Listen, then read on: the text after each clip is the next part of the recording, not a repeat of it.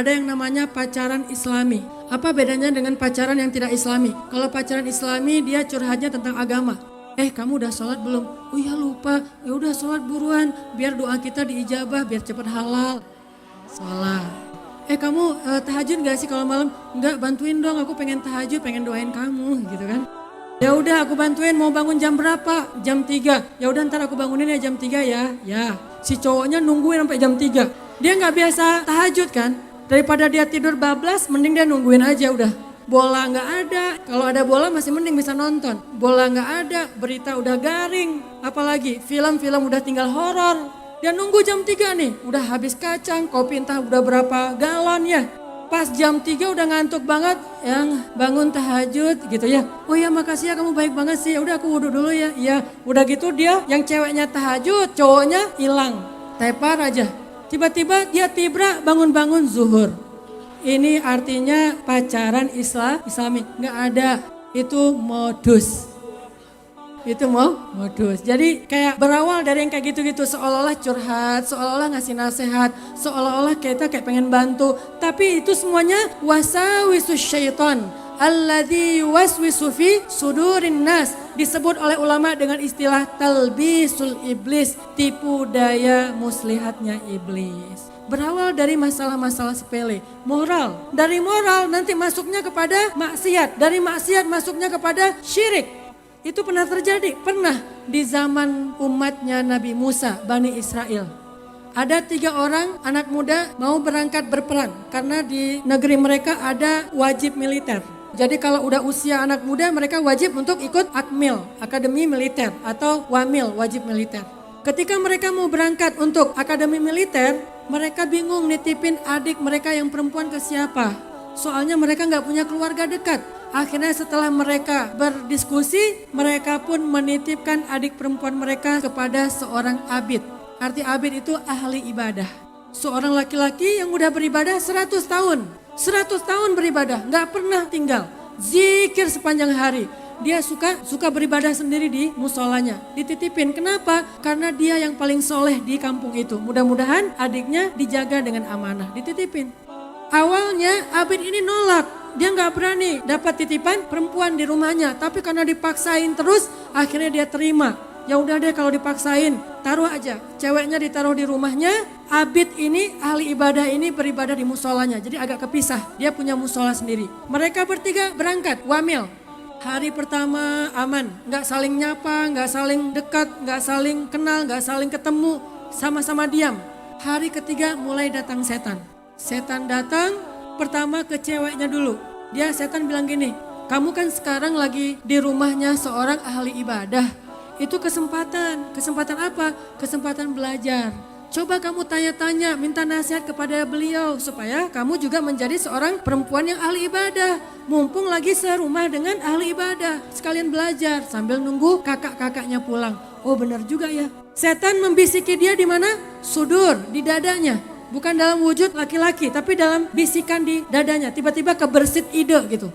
Oh benar juga ya. Akhirnya besok pas abid ini bawa makanan ke rumahnya, perempuan ini nanya, Syekh boleh saya bicara? Oh kata abid ini boleh, sambil gak ngeliat gitu. Memang ada apa? Saya pengen belajar tentang menjadi ahli ibadah, boleh gak? Oh boleh, gak apa-apa, namanya juga belajar gitu kan. Apa yang amalan yang mudah untuk saya lakukan sebagai pemula? Oh ya udah kamu banyak-banyak zikir aja dulu. Istighfar, subhanallah, alhamdulillah, Allahu akbar. Banyakin aja istighfar sama zikir. Itu ibadah yang udah luar biasa. Oh ya makasih, udah aja. Si ahli ibadahnya balik ke musola. Berjalan beberapa hari, datang lagi nih setan. Kamu kan udah zikir kayak gitu udah lama. Minta lagi ibadah yang lain. Siapa tahu ada ibadah yang lebih baik. Oh ya udah, datang lagi nih Syekh. Tanya lagi Syekh, saya sudah mengamalkan ilmu yang kemarin. Ada nggak amalan yang lain? Kata Syekhnya, ada, sholat. Oh sholat, gimana cara sholat?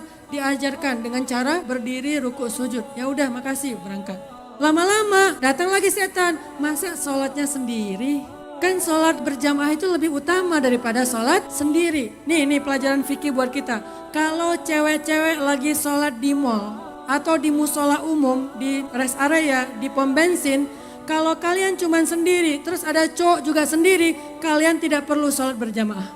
Kalau ceweknya cuma satu, cowoknya satu, tidak perlu sholat berjamaah kalau bukan muhrim. Kenapa? Fitnah. Baru boleh kalian sholat berjamaah kalau cowoknya dua, ceweknya satu. Atau ceweknya dua, cowoknya satu. Artinya ada temannya. Jangan berdua. Kebayang nggak? Nggak kenal sholat berjamaah, maghrib pula. Ghairil maghdubi alaihim waladdallin. Ceweknya kebenaran ngantuk, aminnya lembut. Amin. Kan cowoknya jadi salah tingkah kan. Akhirnya ayat berikutnya salah melulu. Dia baca apa aja salah, ujung-ujungnya qul huwallahu ahad. Karena cuman itu yang dijamin gak akan salah. Yang lain salah terus gara-gara apa? Salting, gara-gara amin yang terlalu lembut.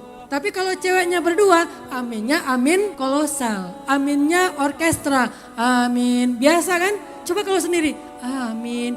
Kok dia lembut banget sih aminnya? Ini pasti ceweknya cantik deh. Ini suaranya keren banget nih. Gitu kan, datang setan. Makanya jangan sholat berdua, kecuali sudah halal.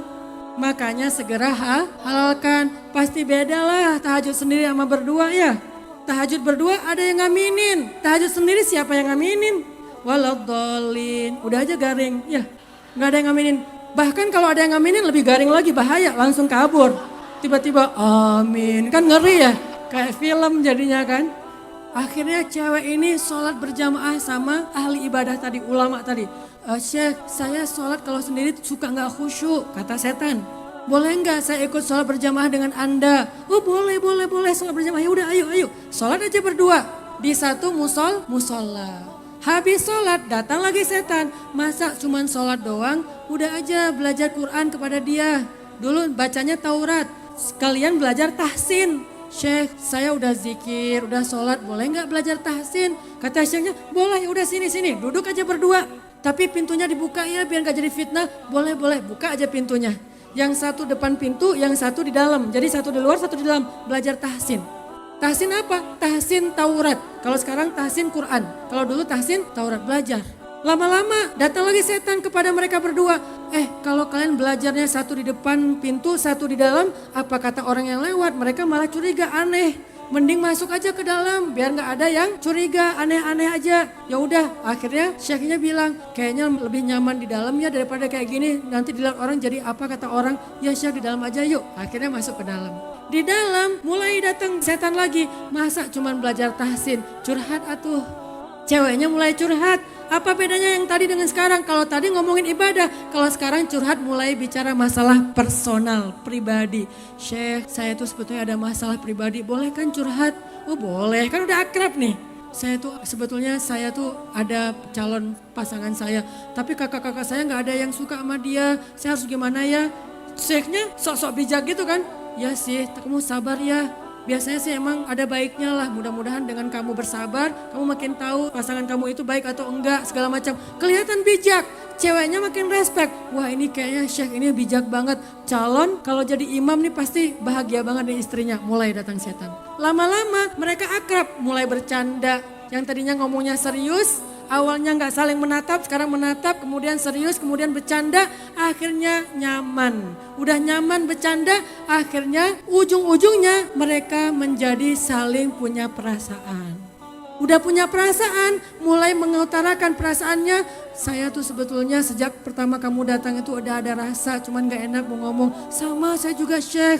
Akhirnya ya udah gimana, kita tunggu kakak saya aja ya. Ya nunggu lama gak sabar, datang lagi setan. Udahlah gak ada yang lihat juga, tutup aja pintunya. Tutup pintu, mulai ceweknya curhat, nangis. Karena ceweknya nangis, bahunya siap untuk memberikan tempat sandar. Sandar di bahu. Tepuk-tepuk gitu, sabar ya, emang cowok di mana-mana sama.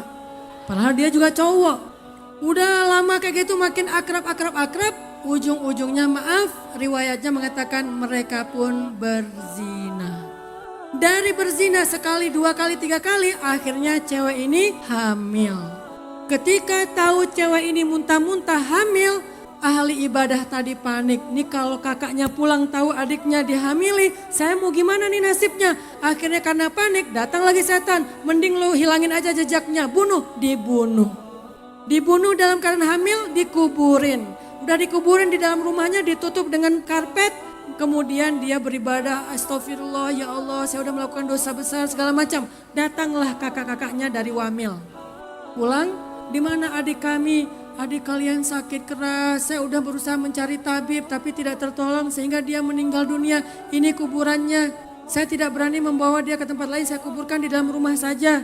Karena kalau di kuburan di luar ketahuan sama orang bahwa itu ada bekas dibunuh. Akhirnya dikuburkan di situ. Mereka bertiga sedih karena kehilangan adiknya. Mereka percaya dengan kata-kata si ahli ibadah. Akhirnya pulang ke rumah tidur. Di dalam tidur, setan tadi datang lagi dalam mimpi mereka bertiga, ngasih tahu adik mereka dibunuh setelah dinodai. Tiga-tiganya mimpinya sama. Pas bangun curiga, kenapa mimpi kita sama? Ada sesuatu yang gak beres. Akhirnya mereka balik ke rumah itu, digali lagi. Ternyata ditemukan ada bekas pembunuhan di tubuh adiknya. Lalu laki-laki ahli ibadah ini dibawa kepada raja atau pengadilan, diadili. Dia ngaku dia salah, dia berzina, dia membunuh. Akhirnya dia dihukum pancung. Ketika dia ditaruh di tempat hukuman pancung, sebelum dipancung dia udah diberdirikan. Tiba-tiba setan itu datang lagi kepada ahli ibadah mengatakan, wahai Abid, tahu nggak siapa yang menjerumuskan kamu ke sini dari awal? Abid ini bertanya, siapa? Sayalah yang menggoda perempuan itu supaya belajar kepada kamu. Saya menggoda kalian supaya sholat berjamaah. Saya menggoda kamu untuk masuk ke dalam rumah. Saya menggoda kalian untuk saling curhat. Saya menggoda kalian untuk saling mencintai. Saya menggoda kalian untuk saling berzina. Lalu saya menggoda kamu untuk membunuhnya, berbohong. Dan sekarang kamu berada di tempat kamu akan dipancung. Laki-laki ini menangis. Dia menyesal. Kemudian setan mengatakan, kamu mau selamat supaya kamu bisa bertobat kepada Allah? Laki-laki ini mengatakan, saya mau berselamat, saya pengen bertobat. Bagaimana caranya? Sujudlah kepada saya, maka saya yang sudah mencelakakan kamu, saya juga yang bisa menyelamatkan kamu. Akhirnya dia sujud kepada syaitan, lalu dia dipenggal, matilah dia dalam keadaan musyrik. Ini cerita bukan dongeng, tapi Nabi SAW sendiri yang menceritakan. Apa pesannya di sini? Ternyata dosa besar itu berawal dari masalah moral yang paling sepele. Hanya gara-gara masalah chat di grup, hanya gara-gara masalah follow unfollow, hanya gara-gara masalah repost, hanya gara-gara masalah sepele di sosial media, akhirnya berbuah dosa-dosa besar. Makanya Islam kenapa detail banget kalau udah ngomongin moral.